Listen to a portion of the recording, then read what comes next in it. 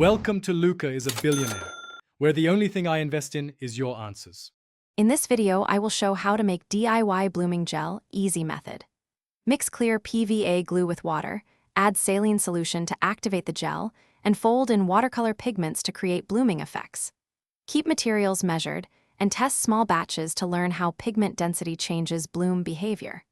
I'll guide you through simple proportions, quick troubleshooting, and storage tips so you can make pretty blooms with confidence at home. Start by measuring 3 parts glue to 1 part water and stir until fully combined. Sprinkle baking soda, then slowly add saline solution while mixing until the gel begins to clump and pull away from the bowl. Work quickly when adding pigments, placing tiny drops where you want blooms to start. Practice on scrap trays to see how concentration affects spread, then adjust pigment quantities and drying intervals for predictable results. Allow blooms to dry flat until the surface feels tacky, then move items to a ventilated spot to finish drying thoroughly.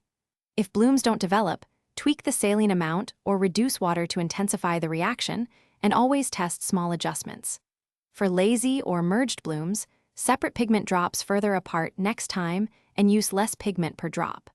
I'll share quick fixes and ways to salvage imperfect pieces so you won't waste materials. Thanks for watching and please subscribe. It's the best investment you'll ever make.